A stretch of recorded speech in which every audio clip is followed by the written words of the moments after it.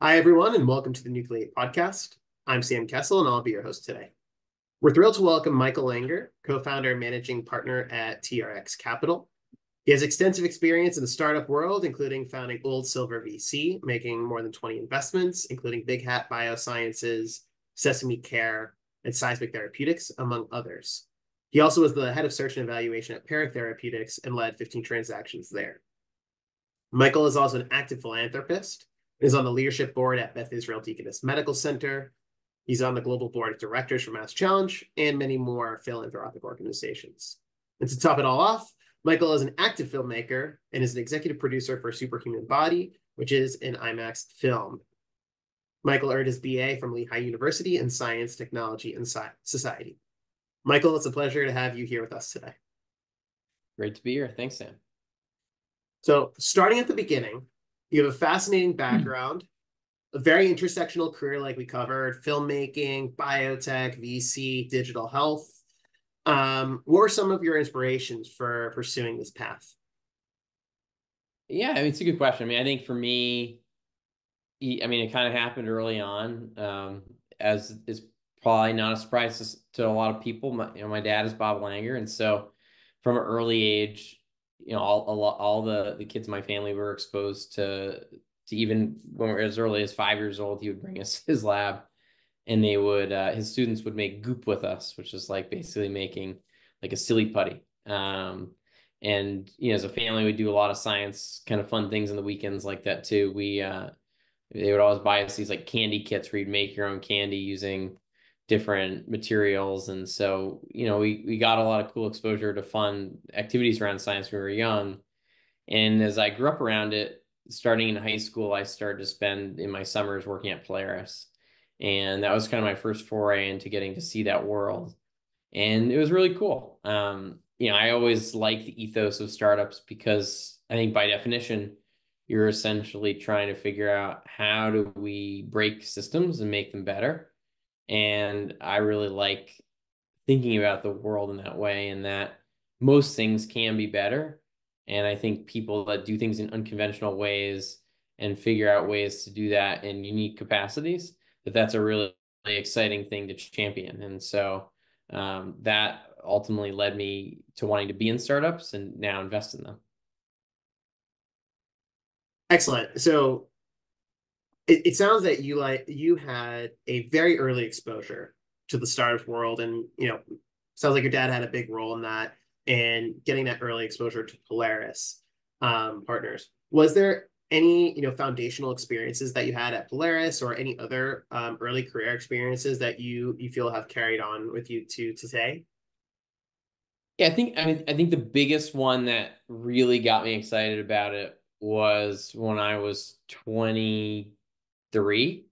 I interned at Living Proof, which was a hair product company spun out of the Langer Lab that basically was built around how do we make more effective ways of essentially doing people's hair. Originally, that was around creating a product called No Frizz, which was using a binding agent to make it so your hair wouldn't frizz so much. And then they, came out with a bunch of other products. But I spent the summer there, and at first, I was having a sort of a normal marketing role, and doing as much as one can as an intern in those roles, so not all that much. But one of the cool things is for the last month they gave me a project and they let me run with it, and I had an idea for them that wouldn't it be interesting if we could make a device that would scan certain elements of the hair, things like viscosity, volume, things like this, and you would correlate that numerically to different shampoos and conditioners based on people's hair types, hair color, things like that. And so they had me spend about a month kind of researching this, talking to experts, even people like that were forensic scientists, to see, could there be a device where you could do this, where it would make sense, where it could drive more revenue.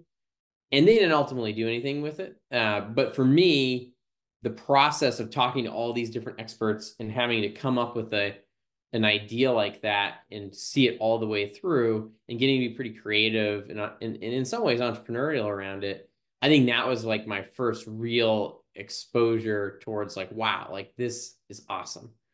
Like, how cool is it that you can have crazy ideas that may not even work and try to see if you can make them actually work and try to convince people that those are worthwhile ideas.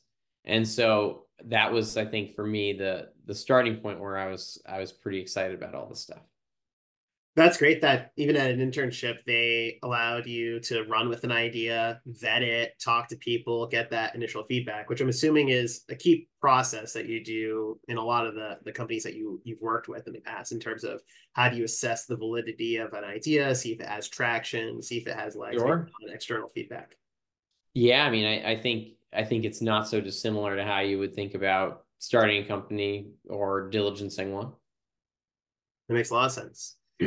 Speaking of early experiences, you mentioned on another podcast that you did with Liz Quo, Digital MD, that you took time away in college to backpack across Alaska and some other places as well.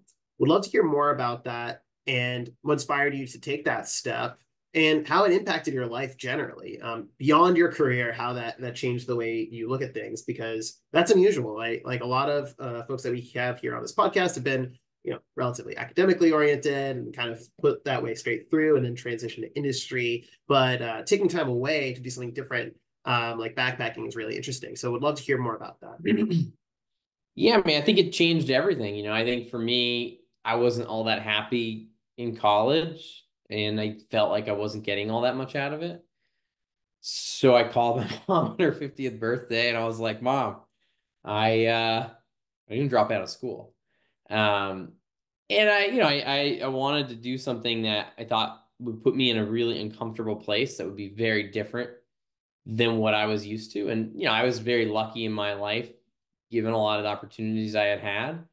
And so ultimately that landed in me trying to find programs where it could be very experiential and in the field doing something that was very hands-on. And so I found a couple of really cool programs, specifically in Fiji, where I lived in a village with a host family in a small little cabin with them. And every day you would either teach the kids English or you would be helping build a building project, which essentially was the crux of the 10-week program where you were building some sort of building for the village.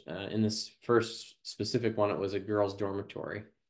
And I loved it. It was so much different than, the kind of paved path that I always had seen in front of me going from high school to college and this and that. And I just really like being out there and having to do something different. And I think at that age, I was 23, I think it was a really great time for me to do that and probably think about the world in a lot different way in terms of how you connect to people, how you see how other people live.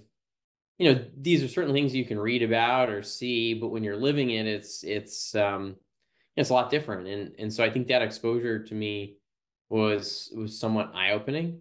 And then I kept on it. I did this thing called NOLS. It's called the National Outdoor Leadership School, where I lived in the wilderness in New Zealand for 3 months with 10 other people.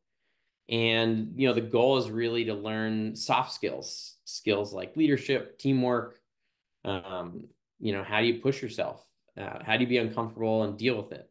And you're basically hiking, kayaking, or sailing for, 20, 30 days every day of like 10 miles that you're supposed to, essentially go through with that team. And then your next ration of food is 7 days later.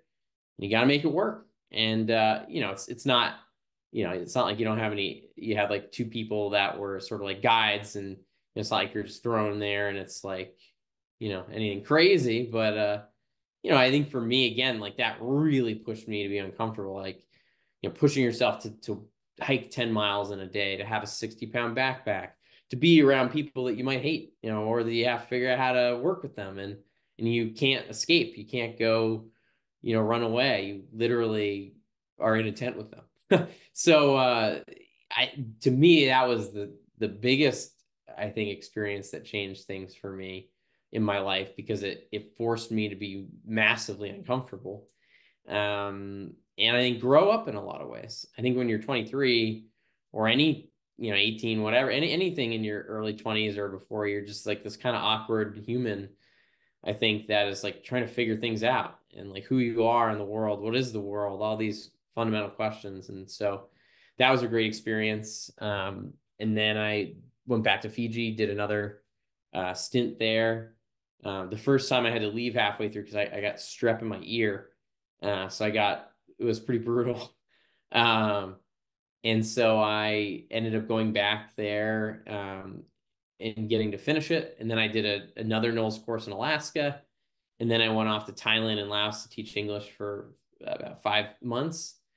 And then I came back. I was like, wow, like this year and a half that I did doing this was amazing.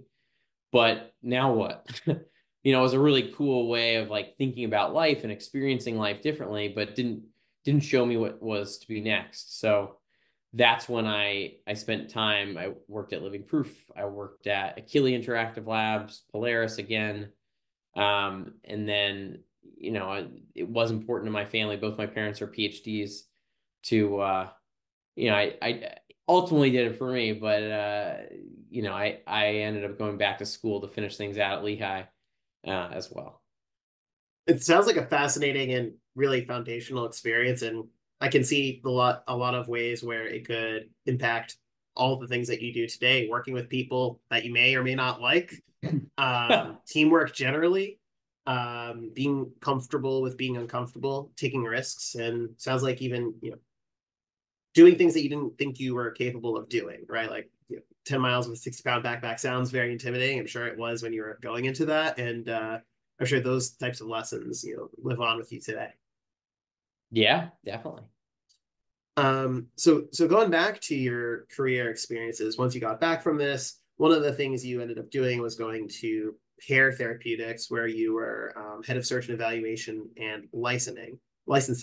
Very interesting company. First digital therapeutic approved by the FDA for substance abuse disorder. Ultimately, you went bankrupt, and some of our audience may know. But that was despite it working and actually making an impact on patients, which is a interesting story because it seems like technology was ahead of its time and certainly ahead of the business model that it had. So the story, from my understanding, is a product that worked for patients with substance abuse disorder, but it wasn't able to achieve good pricing and reimbursement from insurers. So curious what your key lessons were from that and how it's impacted you today. Yeah, I mean, Pear is definitely a very seminal experience for me. It was an exciting place to be and to learn. I was employee 20. We grew to like almost 300. And, it was really exciting to be part of that growth. I think Pear had a lot of really exciting things they were doing, but they had to go through some things with the business model that were complicated.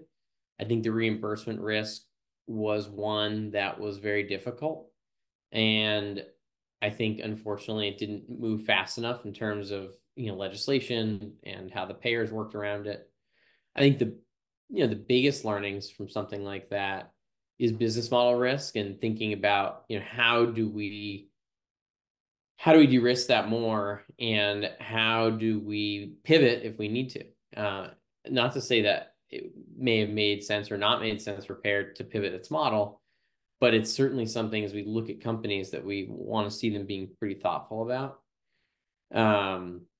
I mean, I think there's a lot of lessons to learn. I think Pear was one of the companies really at the forefront of like, how do you bring together great science with great technologists, and understanding how you bring those kinds of people together because they speak essentially different languages. How do you help bridge that? And that can be difficult sometimes. How do you get the product and engineering team to be on the same page with the clinical and science team? They all have different goals and different backgrounds, and understanding how to work within that is something that is complicated in a world where tech bio continues to get more and more exciting and prevalent in the biotech industry. So I think those are some of the learnings. I think the other is just, as we look at different founders, is, wanting them to be really thoughtful and thinking about all these risks and how they would mitigate them. And even going a step further, asking them and trying to understand in their past, what are other things that you have done in the past that are good examples of this. I think the things I learned at Pear are probably more like macro stuff than specifically to Pear. I think with any company where you have trouble in terms of making everything work, but I think there's a lot of things to learn from that. And I think as a space, it'll be interesting to watch digital therapeutics if they're still there or not. But I think it was a great place for me to get to start my career, and there was a lot to learn there. And it's interesting that the business model risks and understanding those and how that applies to the tech bio companies you work with as well. One thing I noticed is that your experience at Pear, which is more digital health classically, and there's a lot of overlap between digital health and I think in some tech bio. So curious to understand how that all links together. So digital health, I think of as more apps that are more about like patient management, although there's obviously a technology element. And then tech bio, which is more, to my understanding, you're applying data science and AI to fundamentally biological problems. So like AI-enabled development of therapeutics. So curious on how your experience at Pear also impacted your experience at Old Silver and your investments in tech bio broadly. Yeah, I mean, I think it's all about business models at the end of the day. Tech bio is a huge umbrella term, right, for anything that's sort of touching software in science. And so some of those companies are going to be more SaaS oriented, like a more traditional tech company. Some of them are going to be kind of hybrid where they're getting into pharma and verticalizing, or some of them are going to be more like a therapeutic platform with insights or actually developing therapeutics. And so I think there's certainly lessons from Pear in terms of evaluating those kinds of companies because of the interplay between the tech and the science. I think that there's a lot of things to think about around business model risk and how you deal with that, and also regulatory risk. I think Pear did a very good job specifically in regulatory risk, but regulatory risk will be continuing to be something, I think, as we have more AI integrated into things where we use data, things like digital twinning, and want to believe that these things should be included in a submission. So I think all these different things will contribute towards different risks that we have to basically mitigate for. So I think that that's one of the really interesting things to think about. Yeah, that's great. And I'm curious, at Old Silver, you invested in a lot of different tech bio firms like Big Hat, Seismic Therapeutics, among many others. How did you think about applying your learnings in business model risk assessment and even on the how do you look at the technical side for the AI impact and how they take on both technical and biological risk? Yeah, I mean, I think the business model risk was lessened for those because while they are AI enabled therapeutic companies, the business model is essentially the same as a typical therapeutics business. They just happen to have built a platform around it to have interesting aspects to it that differentiate it. I think the diligence of these things, there's probably a layer deeper you have to go because you're not just looking at clinical risk, you're looking at technical risk. So it makes it more robust in terms of the diligence that one has to do because you have to understand both sides of those things. But I think it also creates a better moat.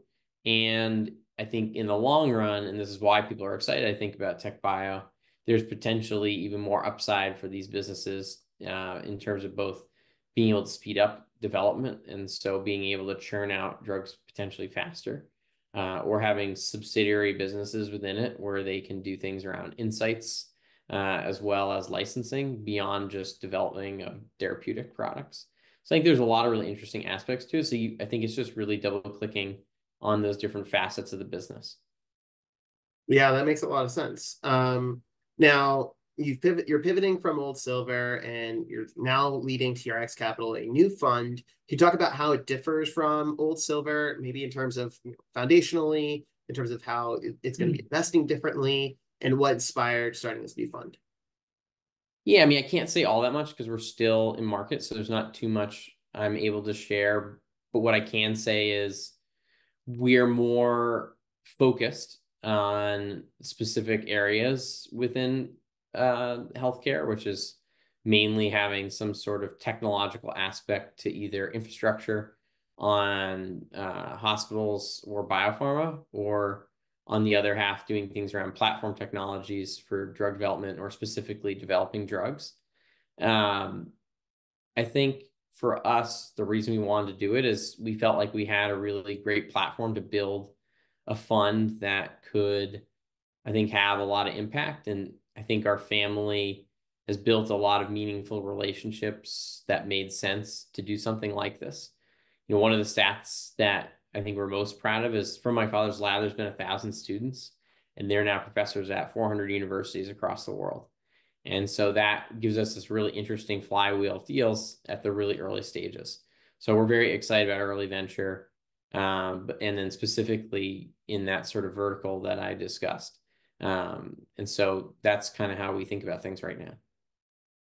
Yeah, that's great. And, having that broad set of resources, I'm sure helps inspire new ideas. I'm sure some of the startups you may look at in the future would potentially come from those folks who are at those 400 different universities. So it sounds like a really interesting approach. Now, one of the things that you've talked about in the past is storytelling and how there's a theme between, the way you approach investing and the way you approach your filmmaking as well. So one thing that we don't typically hear from our guests here on the Nucleate podcast are folks who are involved with filmmaking, which you've been involved with producing Superhuman Body. It includes narration from Matthew McConaughey, which is awesome. You got him on there. Just curious what that experience was like and how it all fits together. Yeah, I've always been excited about media stuff, specifically movies and TV shows, and I had a great opportunity a couple of years ago where I built a relationship with this IMAX firm. They've been around for since the 70s, and they've made 45 films.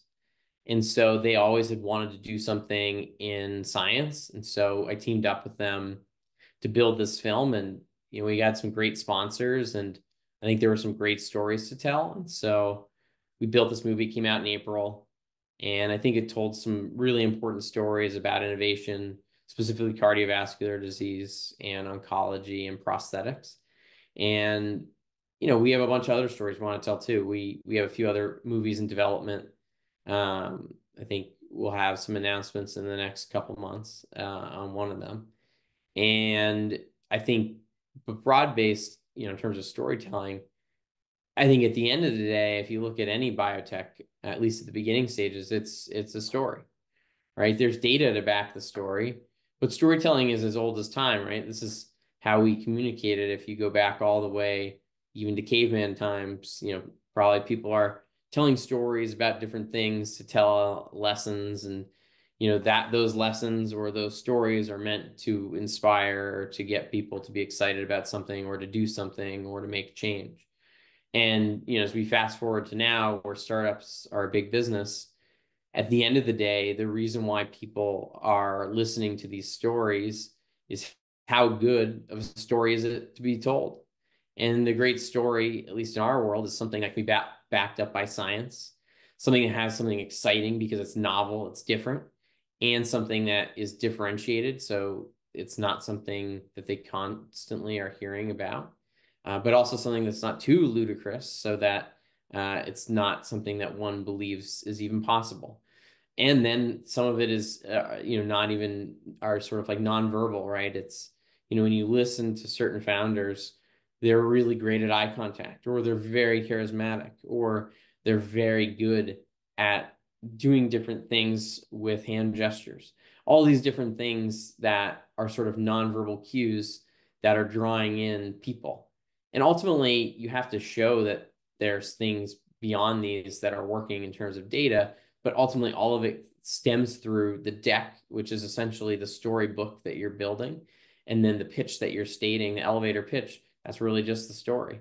So I think storytelling is enormously important in our industry. And I think if you look even now as some companies launch, or a VC fund is posting a new announcement, you see more videos, you see more trying to tell these stories. It's not just like the pitch book that you get from the postdoc where it looks like they ripped it from like a science paper.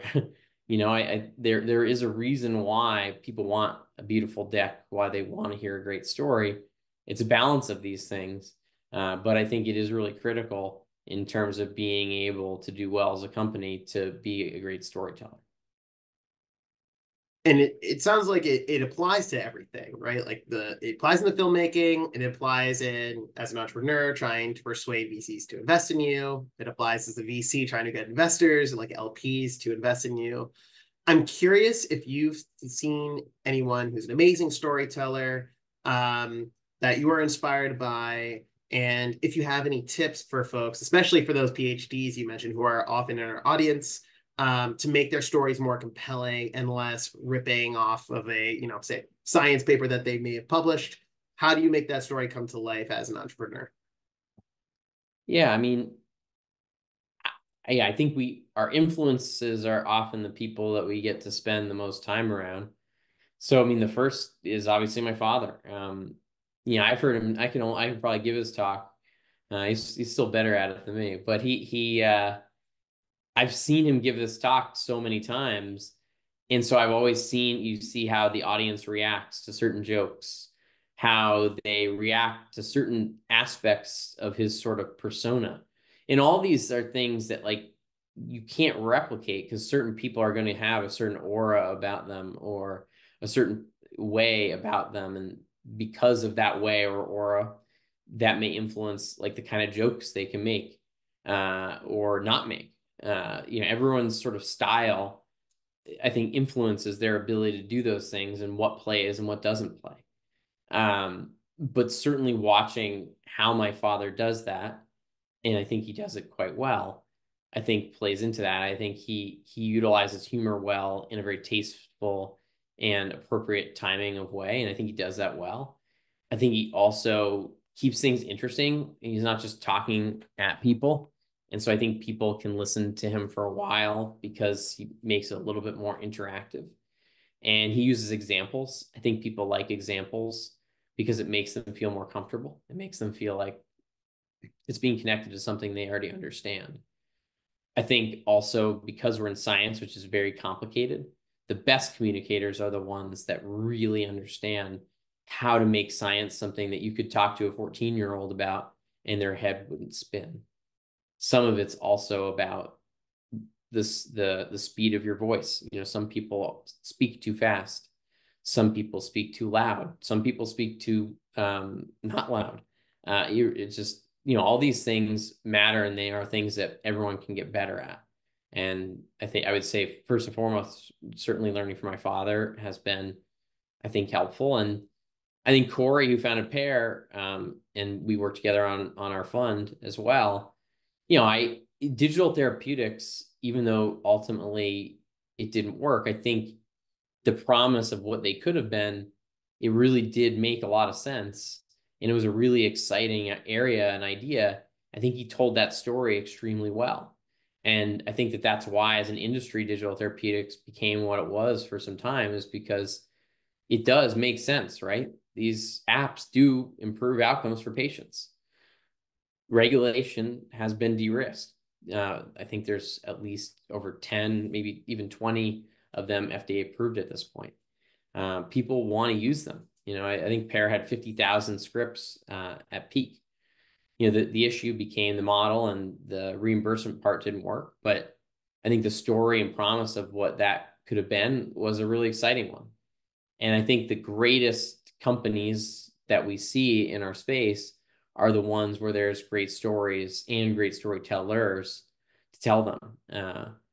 Having a monotone story is going to be a lot more difficult to sell than a charismatic, exciting one. And so the best ones are the ones that are able to figure out the perfect balance of grounding things in facts and data with excitement and ooh and ah. That's really helpful advice, I think. Putting it all together, finding people who are good at storytelling, listening to how they approach it. It sounds like your dad has a really great style. but also to the point, finding your own unique style. Some people can deliver jokes in a certain way and some people cannot, and listening to tonality, um, and being able to, especially in the startup world, sharing the data part, which I'm sure a lot, of our scientific focus in the audience are great at, but making sure you communicate it in a way that can go to different audiences, like you mentioned, the 14-year-old, so that they can understand it at a different level. And sometimes that's harder to do, to condense a lot of complicated ideas into a summarized but still correct story. Yeah, I would agree with that. So pivoting to the industry as a whole, one thing we ask all of our guests about is about diversity. So there's a Forbes article that came out in December 2022, and the sum total of it all is that there's a lot of diversity limitations in biotech. African Americans represent only 6% of the workforce.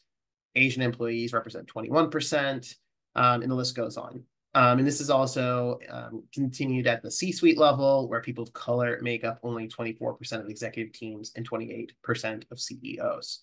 So what do you think the industry can do to better support underrepresented minorities in biotech?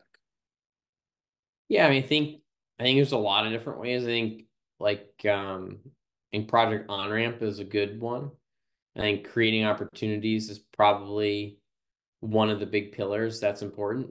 How do you get people that might not have the connections or might not have the exposure to be able to get that? So I think things like that, where you help people that are underrepresented get more internships, is really helpful. I think another is storytelling, which we try to do in our IMAX film, is you want to have people see people of all backgrounds, not just the quintessential scientists that they've seen, since the 60s or 70s. So I think seeing people of different genders, different backgrounds is really important, because then people see that and they believe, well, that could be me. I think the other is probably more internal, where that's more probably like mentorship. How do you get people that have been around for a long time to care and want to talk to you about their own problems or things that they've gone through? So I think those are probably three of the ways that are most helpful. That's great. And related, you're a very active philanthropist. You're involved with Life Science Cares, a bunch of different organizations. How do you integrate your philanthropic work, your filmmaking, and your investing work all together? It's a lot of different things happening all at once. So curious how you integrate that all together. Yeah, I mean, it has to be a compounding type of thing. Um, you can't do it all at once. And you definitely learn that over time, because there are definitely times where like, whoa, I've overcommitted. So I think a balancing of that is, as you're being successful in one thing, you can probably start adding maybe another within reason.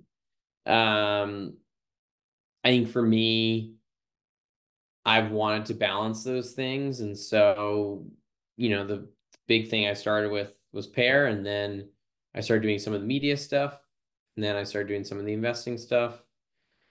Then Pair stopped. So I've now just been doing investing stuff and media stuff. Philanthropic stuff I've done all along, but that I think is not as much of a time suck. I think it's just about time boxing and thinking about, what do you really have in terms of actual bandwidth? And then what can you commit to based on that? That makes a lot of sense, and it's impressive how you've found ways to do all of those things. Um, Thanks. so our last question is really for our audience, which is a lot of people in grad school, folks who are early on in their careers and still in training. What piece of advice would you have as they begin making important career decisions, and how have you approached those in the past? Yeah, I mean, I think just reaching out to a lot of people and talking to them and learning about their careers and hearing lessons that they've had, I think is really valuable, because A, you're building a network, B, you're learning from people who have already done it. And then I think that enables you to understand more, what do I actually want to be spending my time on? And what do I want to actually be spending my time in? And I think all of those are really helpful things to talk out with other people. I think the other is just experiences. You can't beat that. I think, like we have a lot of interns, and we really like the ones that can manage doing really well as interns while also having a full course load, or having had a summer internship that's really interesting in an area that's relevant. I think at the end of the day, you can't beat experience. So seeing people that have taken the initiative to do that is one interesting and important part, but also just seeing how they've learned and grown as people to be able to be successful there. And the other is being pretty thoughtful about how do you do well in those systems. And I learned this from my dad really early on, where he would tell me, one key question is he would be looking for top talent for his lab he wouldn't ask, is this person good? He would ask, would you describe this person as, I think, like one of the best people you've ever worked with, or something like this. And that, I think a lot of people are uncomfortable and don't want to no one wants to say not positive things about other people, but that's very different than saying that this person's quite literally one of the best people they've ever seen. In fact, I was just reading an article, I think it was about a company that launched today, I think in Jim Collins' lab or something, where he was like, this guy is one of the best student or researchers I've ever seen. I don't think that people are going to say that unless it's really true. I think people will be like, that person was good. Yeah, they were pretty solid. But if you're saying they're the best, I think, I think that really means something. So that's to say that the things that we do and the work ethic that we put out is really important, because that can change everything when you go for the next thing. And your reputation really matters. And so work product matters. That's all excellent advice. So make sure you talk to lots of people, try out new things as much as you can, even if it's a part-time internship, and developing that really high quality reputation to be one of the best people that people work with. Those are all fantastic pieces of advice. Michael, really appreciate the time. Thank you for joining us today. Yeah, no, my pleasure. Thanks for having me.